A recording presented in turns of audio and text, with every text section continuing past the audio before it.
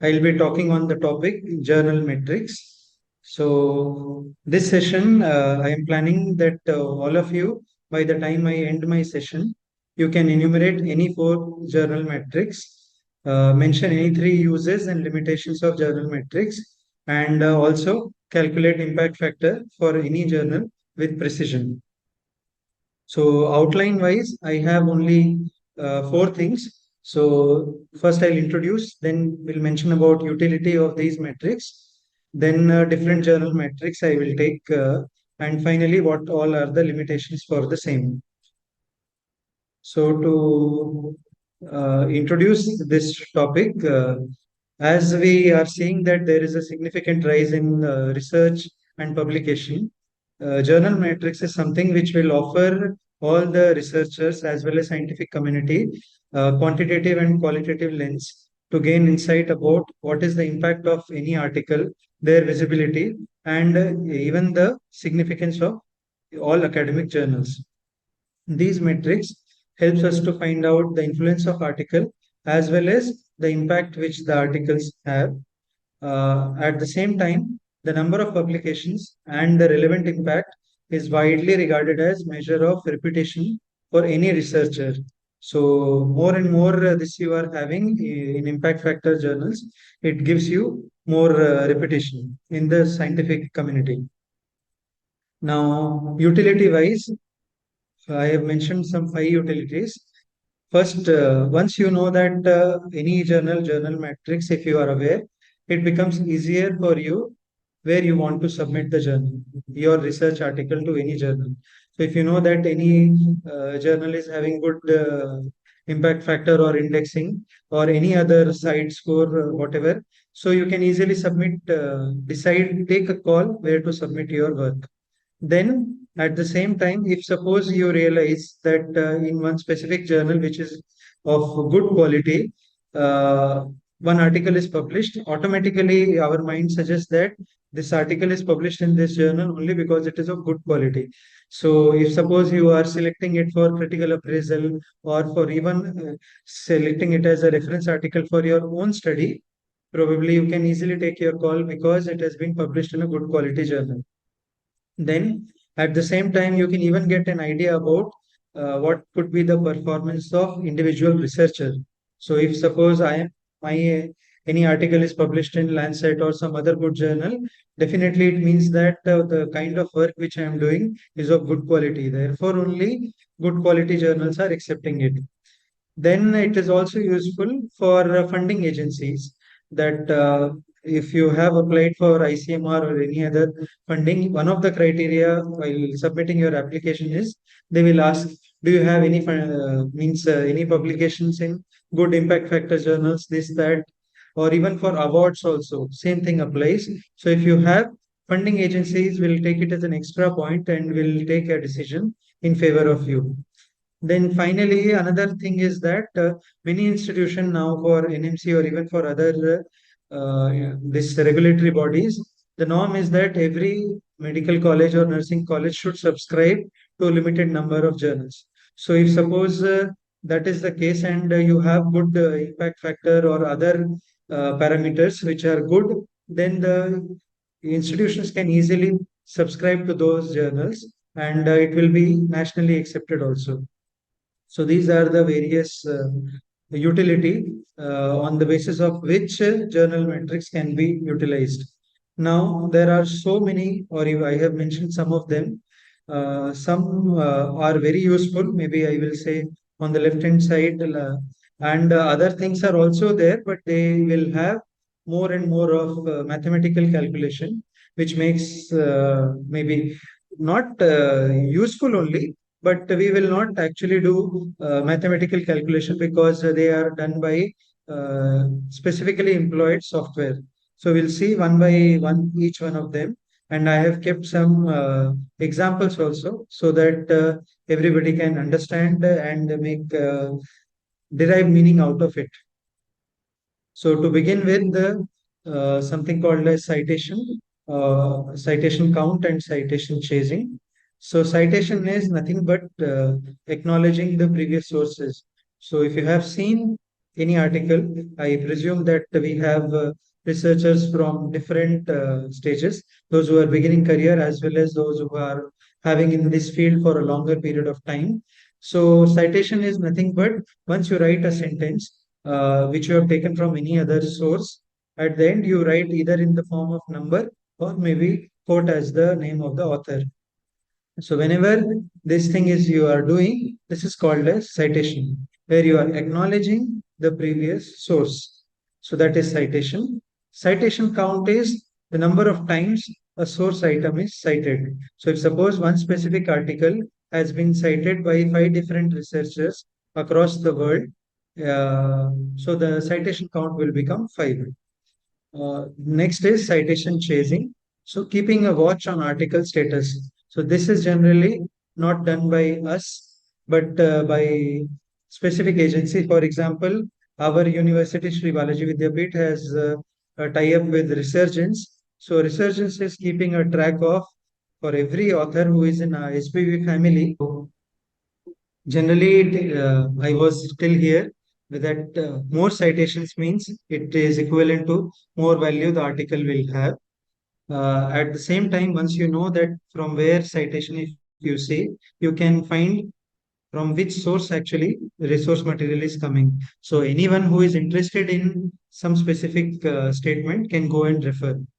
Now, this is also useful citation if you see, it is also useful to do additional research in your area of interest. So in both ways or in all these possible ways, it is very much advantageous if we are seeing for citation. Now, going ahead, I think this has been spoken by almost all the resource persons yesterday as well as today. So we'll start with impact factor. uh, Impact factor is one of the journal metrics which is calculated or given by Web of Science. There are others also for different given by different agencies. So this started in the year maybe 1955, and why it came into existence is because at that time it was realized that it's not sufficient enough if we just want to publish. What we actually need is how important is your article, whether where you are submitting, whether that has any meaning or not.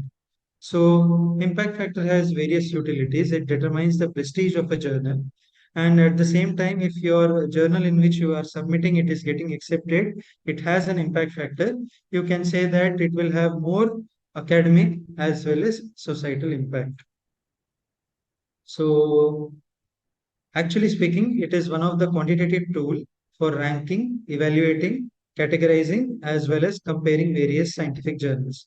So it is something by which you can, as I told at the beginning, there are various, these journal metrics are both quantitative as well as qualitative.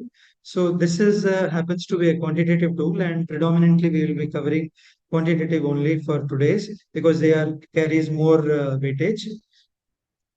Impact factor of a single journal doesn't have much meaning. It's a good practice to compare impact factor of one journal with another. That is why, if I remember, Dr. Sharda shared yesterday that there are so many journals with more than 10 plus impact factor, more than 9 plus impact factor. So, what we are actually doing is that we are comparing one journal with another. What we should remember is it has to be updated on an annual basis. Means it is updated annually. So we will have for 22, 23, 24, like that. It will not come for monthly basis or something like that. And once you have impact factor, it not only is important for ranking journals, but it is also useful to rank authors. So how we can calculate, I think it was covered today also. So what we actually do is how we calculate is dividing the total number of citations received in that year by number of articles published in previous 2 years. So easy way to understand is suppose if we want to calculate the impact factor for the year 2006, what we will do is we will see the total number of citations for all the articles that are published in 2004 and 2005 in the year 2006.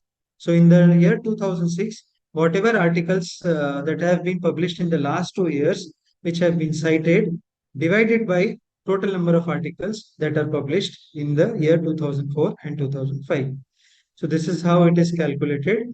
Every time for whichever year, if suppose we want to calculate for the year 2022, so total number of citations which are received for the articles that are published in 2020 and 2021 divided by total number of article in the years 2020 and 2021. This is how impact factor is calculated.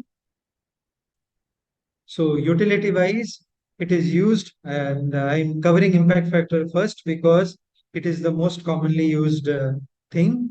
It is for awarding higher academic positions. So whenever you have a high impact factor, you will get a better academic position. You can evaluate individual scientists as well as the research groups. So that can also happen. Even to evaluate journals, any journal, like we were ma'am was telling that nature is having very high impact factor, or even New England Journal of Medicine is having very high impact factor. So we can evaluate any quality of journal based on that. Next is evaluating institution. That is also very much there. So if because I told that impact factor can be used even to for this, so that is always there. Then to allocate resources. So this is also there. If suppose you have published an impact many articles in high impact factor journal, the institution will be very happy to allocate resources to you. And the same thing applies for selection of journals for library. Any journal which has high impact factor, uh, any progressive institution will be very much happy enough to subscribe and include the same journal in their library. So these are various things which can be there in terms of utility of impact factor. So now, before we go ahead to another thing, impact factor is something which, if even if it has many advantages, there are some limitations also, and they are like there are some misconceptions. Like people say that if paper is published in an high impact factor journal, it's a good quality. Otherwise, it is not. It's not like that, because I think even ma'am told that unless any journal is 3 years old, that journal will not get an impact factor. Plus, it is all some kind of money is always involved whenever you want to get indexed into these things like Web of Science. So it will take time. So it is not very much true that unless it is high impact factor, it is not a good journal. Second thing is a paper that lacks quality if it is not published in high impact journal. So again, this is not right, because there are various good quality articles that are published in not an impact factor journal, because predominantly because high impact journals usually are money, you have to pay that money thing. So therefore, it is not always right to say that unless it is published in a good impact journal, the article is not good.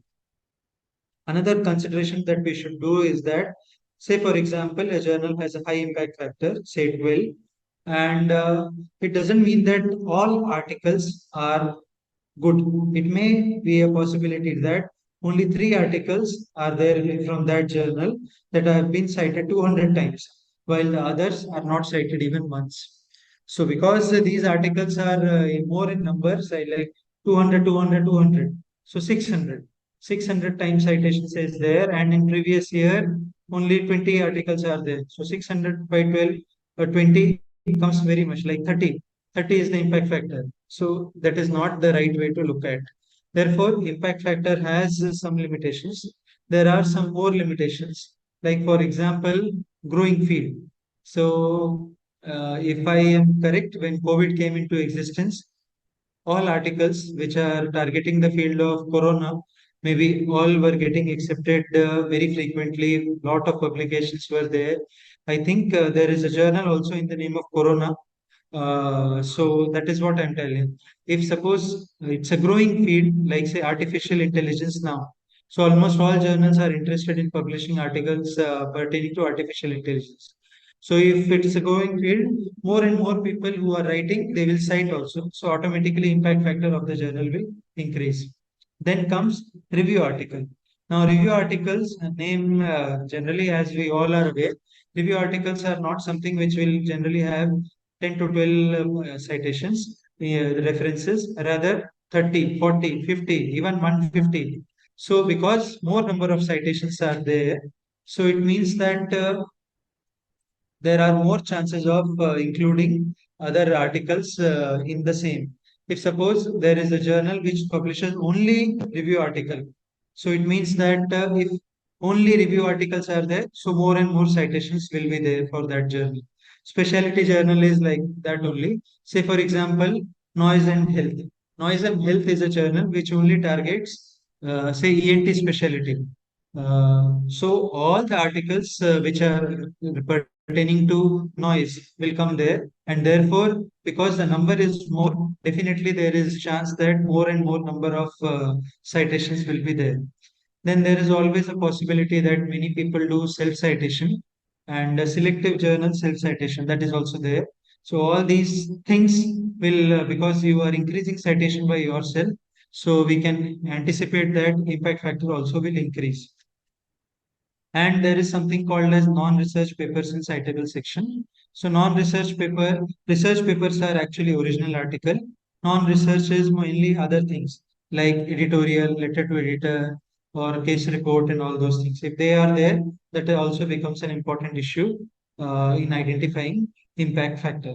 So I think by this till impact factor, all of you will be aware because it has been covered multiple number of times. Now I will go to the newer ones. So like site score. Next is site score. This is something which is given by Scopus. The previous one impact factor was by Web of Science. Clarivate Analytics was doing. This is by Elsevier. Now the difference between Scopus and Elsevier is that in impact factor, the period is was 2 years. Here, period is 3 years. What we have to remember is this thing is updated on a monthly basis. So this is how you can contrast with the impact factor. That impact factor is available every year, but site score is available on the monthly basis. And as I told, this is something which takes into account previous 3 years. So if suppose you want to calculate for the year 2015, so you will see what is the thing for the last 3 years. How many number of citations per article published in the year 2012, 2013, 2014 divided by total number of articles that are published in the last 3 years. So I have given an example. Suppose number of articles published is 20 in the 3 years cumulatively. That is 2012, 13 and 14. And number of citation is 40 for these 20 articles. So 40 divided by 20 will give you 2. So site score for this specific journal is 2.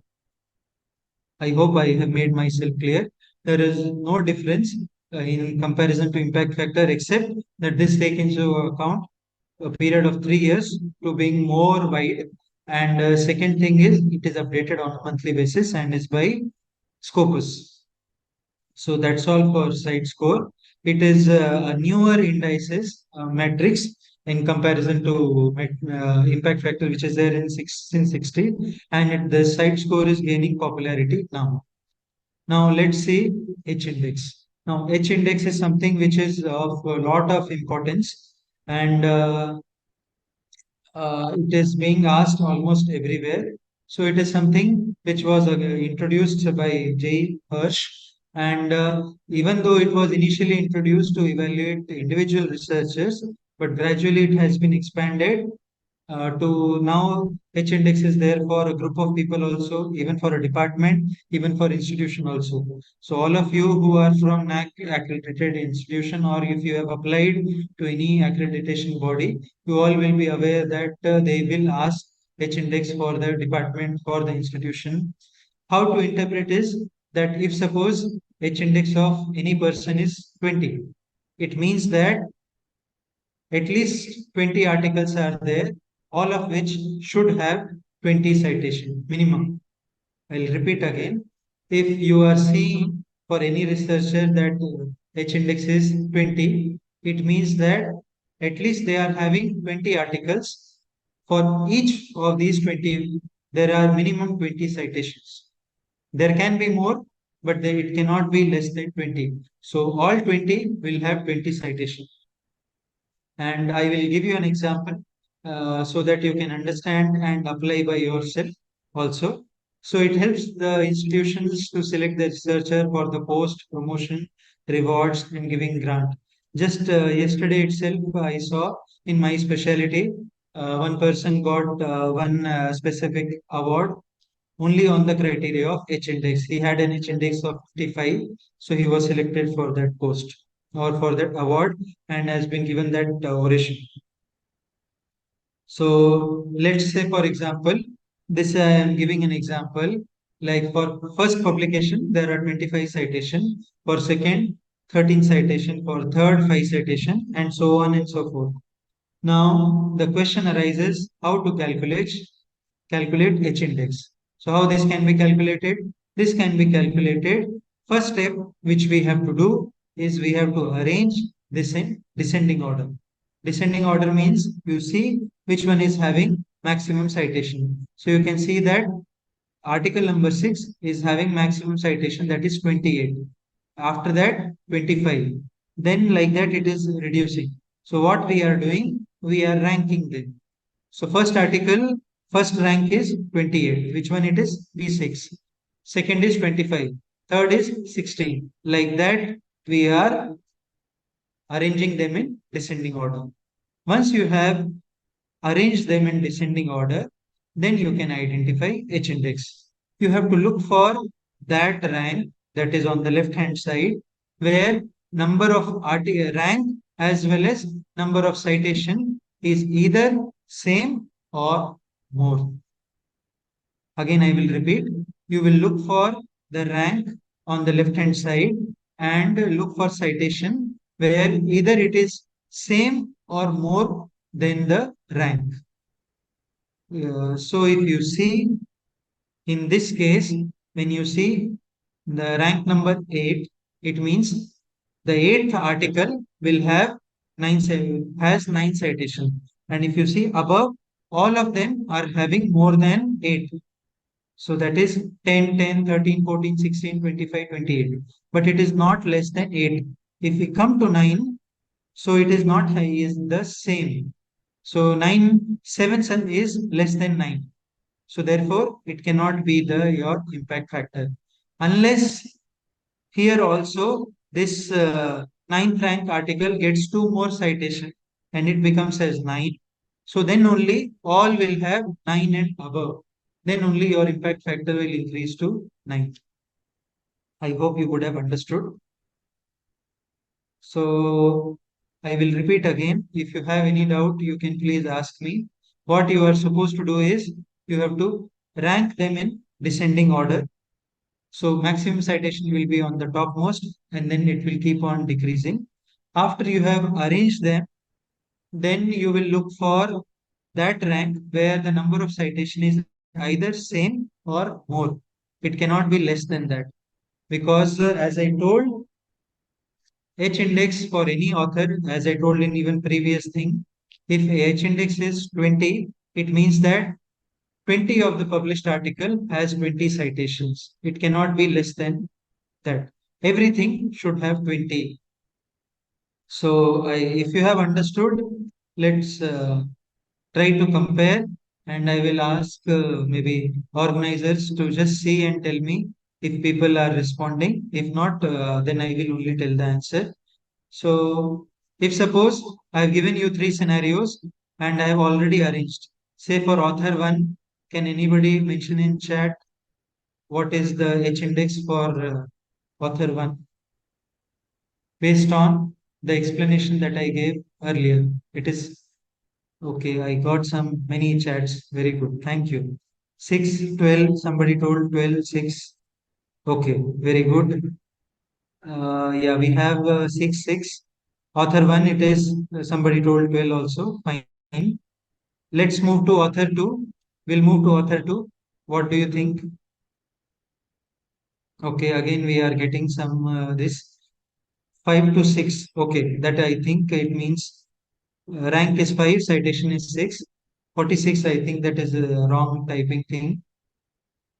And okay, please go ahead. I think 5. So rank is 5, H index is 5, correct? And for author 3, Very good. Thank you. Thank you so much. For author three, can anybody mention? Because many of you are telling I am sorry. Again, five. So I will explain it. Somebody told six also. I don't know for which it is coming. So author three, six. Okay. Kaushalya ma'am. Prof. Okay.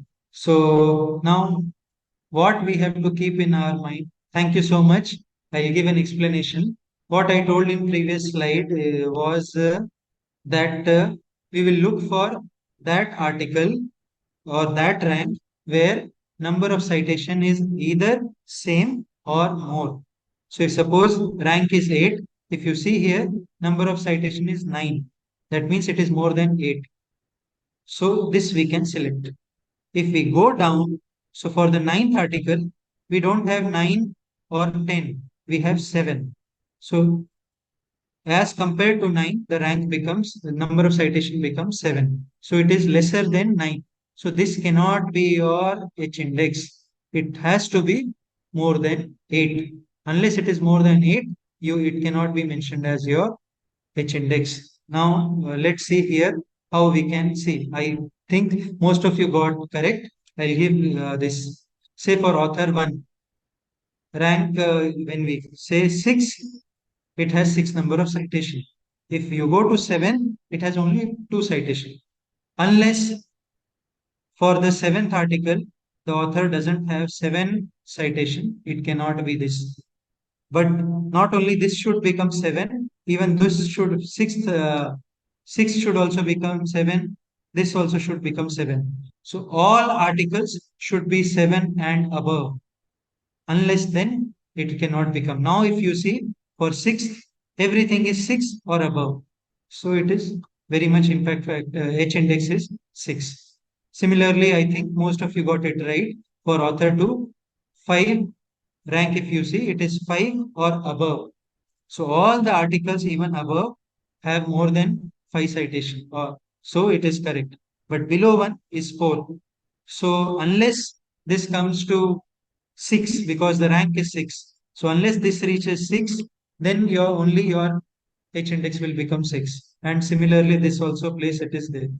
Now, if we want to compare author wise, so let anybody can see the difference. Say for author 1, maximum citation is only 12, but H index is 6. On the contrary, for author 1, one of the article has even 222 citation and 188 citation, but H index remains still less as compared to author 1. What does it mean?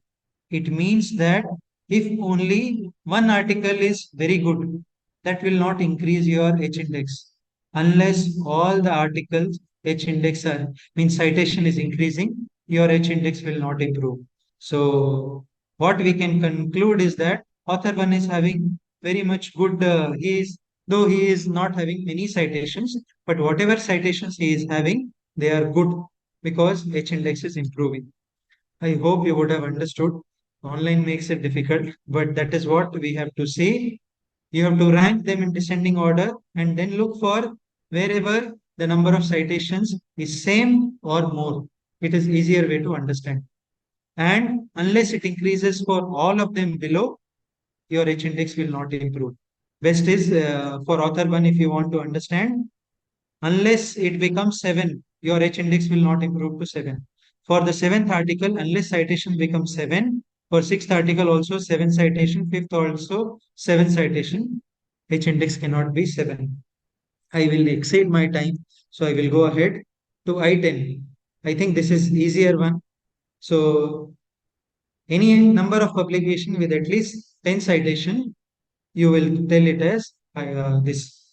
So say for example, publication 1, 26 citation, publication 2, 13 citation. This all is there. Now if what again you will do is you will rank them in descending order and then you only tell what is the I-10 index because this is quite simple.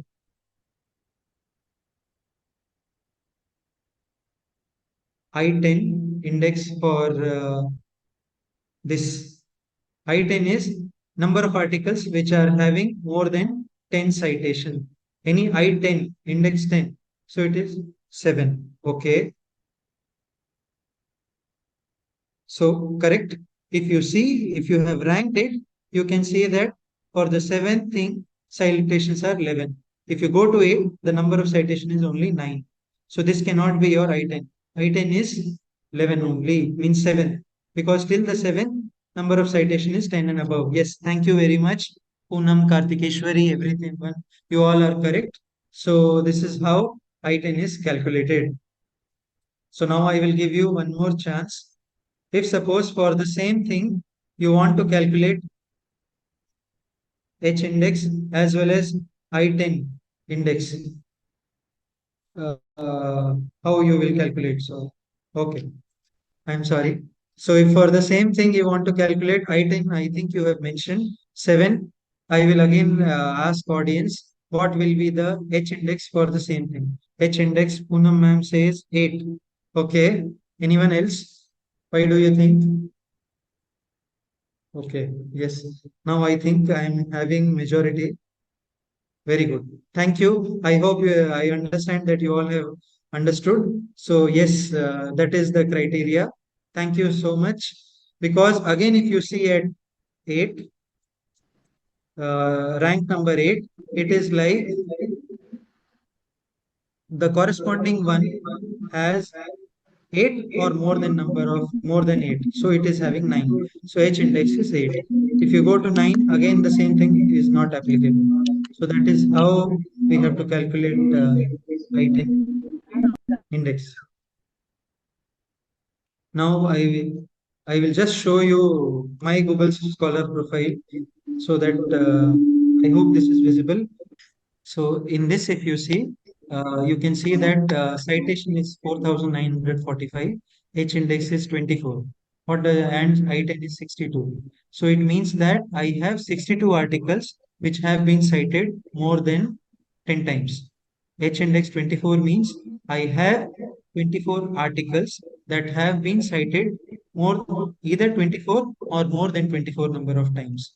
So if you see, one of my article is even having more than 1,000 citation, but my H index is not suggesting that. Why? Because of the same problem which author 3 had. So if you come in Google Scholar, it will show only 20. Then you have to increase more. So if you come down, so this is 21, that is having 32, 22, 23, 24. Now if you see, all other next three, all are having 24 citation.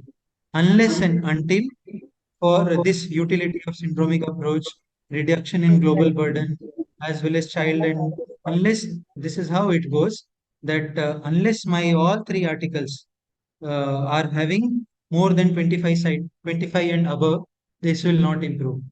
Or that is how it goes. If all of them become 26, this 26, this 26, this 26, then my citation will become 26. H index will become 26. That is how it goes. So I will come back to my presentation once again. So I hope you would have understood. That is how it goes. Now I think I have covered important ones. Now these are all superficial ones. So I will, because they involve lot of calculation and we are not using in daily day-to-day basis. So I will spend less time. Next is immediacy index. So as the name suggests, it is something about immediate. So it is like it is the average number of times an article is cited in the year it is published. So say for example, if you want to calculate immediacy index for the year 2023, so you will look in the same year. So number of citation to the article published in a given year divided by number of articles published in that year. So number of for 2023 means, so how many citations you got in 2023 itself divided by number of articles that have been published in the same year. So this is something about quickness or fast. But again, problem with this is that if suppose your article is published in the month of January, so there are chances that by the time December ends, you will have more number of citations. But if your article is published in December, no chance that you will get a citation. So this is the limitation of immediacy index. Another limitation is based on the number of issues which you are having. If suppose your issue number is only one or two by n1, then again the chances are not too many. But if the number of issues are more, again immediacy index, the chances improves. So this is something called as immediacy index, which if you recall, impact factor was for last 2 years, site score is for last 3 years, immediacy index is for the same year itself. We will not go front and back. So with that, we will move to something called as eigenfactor score. Again, it's very complex. So we all don't do this. It is done by software and agencies and all those things. So this eigenfactor score, you if you even if you are aware about only the name, I think I'll be more than happy. So it is something which takes into account both the number of citations it received as well as the importance of journals that cite it. So what it means, suppose your article is cited by, say, uh, New England Journal of Medicine. So now that journal is very important in the field of this research. So because the article is very important, your eigenfactor score will increase immensely, provided that journal is indexed in JCR database. JCR is nothing but Journal Citation Report. So this is something, it has got a complex algorithm and it looks for quality of citation. So as I told, if your article is being cited in a good quality, like for India, say New Medical Journal of India or ICMR Journal, Indian Journal of Medical Research, if your article is being cited there, definitely you have a good chance that your eigenfactor score will improve. Let's move on to another thing, which is called as article influence score. Now, article influence score, as the name itself suggests, it is about a single article. Previous one was with regard to journal. So how we calculate? We calculate it by taking eigenfactor score divided by average articles published. So everything remains same, just that eigenfactor score is divided by average number of articles which are published in that journal in that year. So that's all for article influence score. Next is alt metrics, also called as alternative metrics. Now, this is something which probably many of you would like to know or maybe aware also. This is something which is like many people do. If suppose one of my, if you are a member of group and all, so many social media groups are there. WhatsApp groups, say for example, anyone who publishes their article, they will quote that article there. See, recently my article got published. What people will do, they will click on it, it will go somewhere, they will like it. Mainly in Instagram, YouTube, or not YouTube, but so many platforms are there. They will like it. So this is nothing but, or they will download, or they will view. So more and more number of times this is downloaded or viewed or liked in social media like Facebook like or this like that like, alt metrics will keep on improving. So this is something called as alt metrics where we look for these things, and this has come into existence because of the digital era where everything is on social media and this and that. But the positive is because your article will get fast dissemination. That is good. But why it is limitation wise is, suppose it is my article and I will only keep liking it again and again. Maybe this will not happen, but I will ask my, suppose I am the dean or I am the HOD of my department, I will tell all my students to like it. So automatically my alternative metric score will improve. On social media you put a like, that is what we do.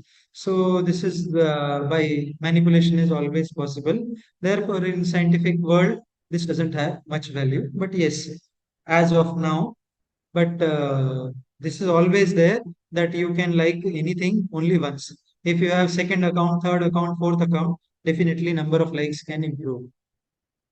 So now I move on to the next thing, last two things, and then I will end. I think so this is these are important. So, but again, most of them is mathematical. So we need not focus on maths aspect, but only understand the meaning.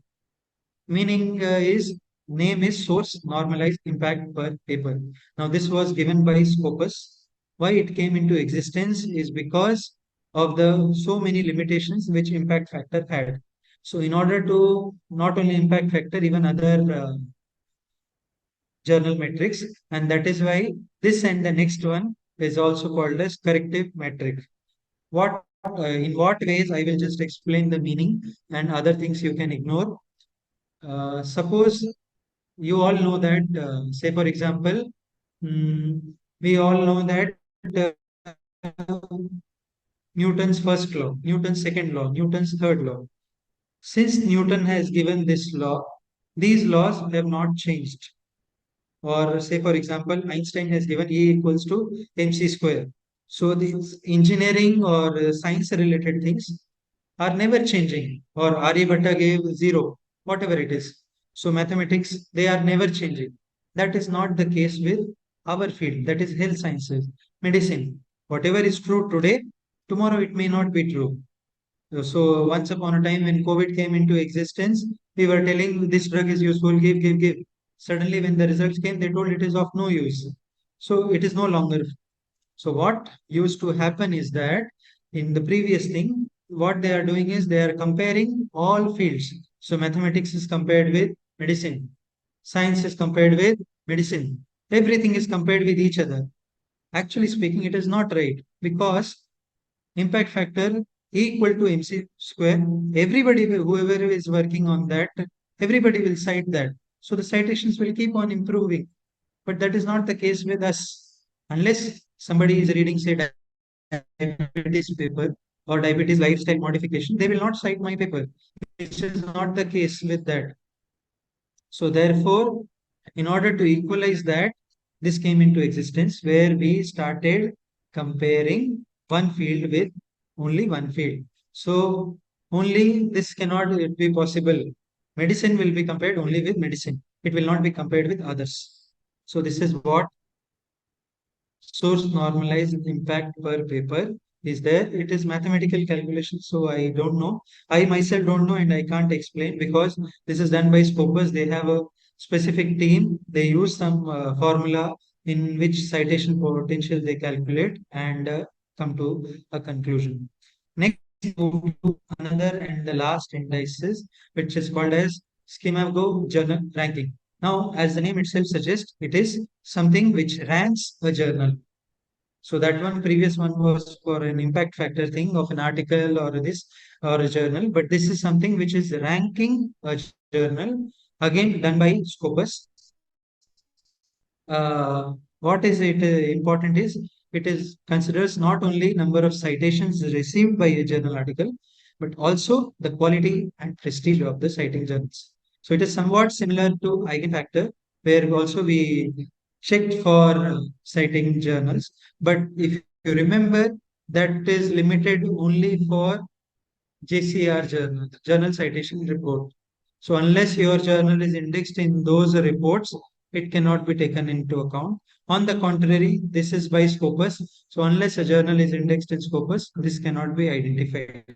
So this is the basic limitation where we not only take into account number of citations that a journal has received, but also the quality and the prestige of the citing journal. So definition I already told because significance wise, it is significant because it recognizes that not all citations are equal. Being cited by a highly reputed journal carries more weightage than being cited by lesser known journal. So same thing, provided it is indexed in Scopus. The advantage of this thing is that in this, we can compare across the field. So this is the merit of Schemago journal ranking. So here you can compare medicine versus mathematics, all because of complex algorithm process. This was not the case with. Now, if you want to compare how is SNIP, that is the source normalized impact per paper, with the difference between this and that is that this was limited only, first one was limited only to one field. So one field only, but Schemago journal ranking can compare medicine with mathematics. So it is somewhat It is similar to impact factor because it can compare across field, but it is different than impact factor because it is looking for the quality of citation. Unless it is cited by a good quality journal, your Schemago journal ranking will not improve. So again, there are minor differences. All of you, if you want to learn, you have to read more about it to get an idea about what it is. I hope I am getting some questions, so I will answer. Last two slides, limitations of journal metrics. Now, what are the limitations? Most of the metrics only considers the number. So if you see, everything was all about number. How many are getting cited? How many are getting more cited? So everything is about number, but not the bigger picture or the impact. What is the meaning of bigger picture? Bigger picture means translational research. Even if your article is published in a very good journal, impact factor journal, but the journal article has not been successful to make any impact to the society, then it is of no use. So bigger picture is societal picture is zero.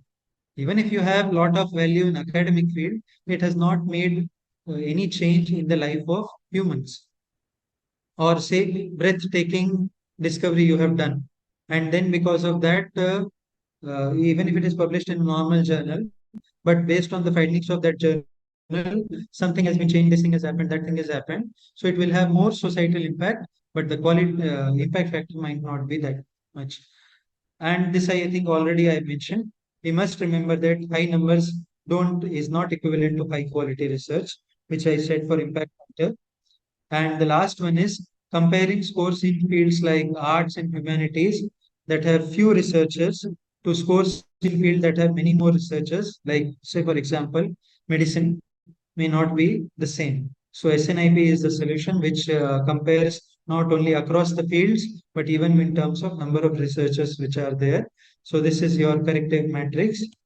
So the take home message is journal metrics help us to find out the influence of article, and it also measures article both academic as well as societal impact. Metrics should not be used in isolation, but it should be used as a part of number of measures to assess scholarship. So you'll have a lot of scholarship if your H index and I-10 index is more. So these are my references, and thank you. I'm happy to take questions. Any questions from delegates? You can chat. There are more questions there in the chat box. I think Sujata, you can go through that question. Yeah, we got two questions. Which metrics is more reliable and assessed by professionals? Okay, which matrix is more reliable? So by the academic world, two things are as of now very common. One is impact factor and second is H index. So impact factor is more reliable whenever you are selecting for a journal. But whenever your quality will be assessed as an individual, you will be assessed on the criteria of H index. So when the previous topic was selection of a journal, that time you should go for impact factor of that journal. But if whenever any institution is trying to assess you, if you are applying somewhere, they will judge you on the basis of H index will be the first, impact factor becomes second. That time it will be how many publications you are having, say impact factor more than one. So that is the. So next, we have one more question. What are the basic metrics we should check for publishing our journals? I think there is some confusion in this. For publishing our article, our journals will not be an appropriate term. So, what are the basic metrics we should check for publishing our article? Answer is impact factor. You look for impact factor only. That's all. Other things, if your journal is good, that means if it is indexed in Scopus Q1, Q2, all those things, that time other things will come into picture. SNIP, SJR, all those things will come into existence that time. But till that time, you can just look for metrics wise, impact factor is more than enough. But mainly, people not only look for this also, but they will also look for something called as indexing. So indexing also is something which is very common. So people not only decide on the basis of metrics, but also on the basis of indexing. So both things we should look for. Any other questions? Delegates, feel free to chat in the box. Sir, I want you to clarify one point to the participants because when you come to impact factor, most of the predatory journals are coming with high impact factor. So sometimes they become the prey for it, when you just start calculating and seeing the impact factor. So first of all, they have to really rule out whether it is an indexed journal, Scopus or Web of Science, that one. Then there they have to check for the impact factor and the Q1 and Q2 that you can give your thoughts about it. Yes, ma'am. So I think many are newcomers. Basic thing is many journals will cite impact factor to fool everybody. Do not rely on them. Journal page you should never go. You should create your own Scopus account, own Web of Science account as an individual author. Free account doesn't have much problem. You can create, go inside, check for that journal. It will show how much impact factor is there and it will be evaluated on an annual basis. Create your own account and go. If that is not possible, go on the Web of Science portal themselves or Scopus portal themselves and there you can check. So different things will be available. I don't think I have time, otherwise I would have shown, and that too it takes a lot of things. So Scopus, even I am having free account, so that much is not there, but I'll just see if it is So, if available. it is possible, can you please show one of the journal page, that journal metrics where it is being shown? Yes, ma'am. Why not? That much I will immediately I'll show. Yeah. I think my screen is still visible. Is it there, ma'am? No. Or no? No, no. Okay, I will share again.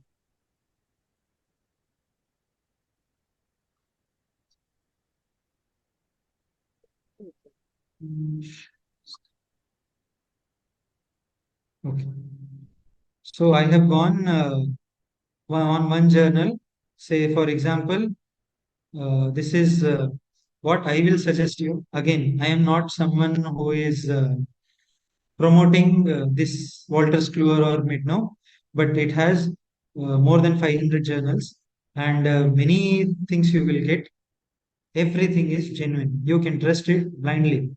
So you will get many journals here. Here it will report for, say, Indian Journal of Pharmacology.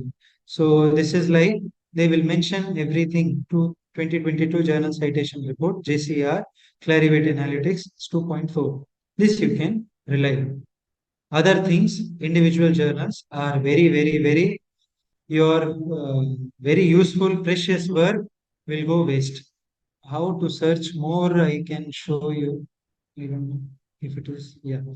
What maybe many community is from nursing. So you can come here, review.jow.medno.com. Just type nursing. All journals that are having so-called nursing in their title name, everything will come into picture. All the impact factor, if it is mentioned here, you can rely blindly on it that everything is fair. Otherwise, if it is not there, then you have to go and check for individual journals. So like for here, 5, 6 journals are there. Say for Iranian Journal of Nursing and Midwifery Research, whether it has impact factor? Yes, it does has an impact factor. So it will talk about everything. DOG indexing also, which is there, this impact factor of 1.1. This all you can rely blindly. No need to search anywhere. If it is not, then you have to go and search. But again, I will say, do not go for International Journal of Pharmaceutical and this research, International Journal of European and this and that research. Do not go because most of them are predatory. They are not there. So do not use it. That's all.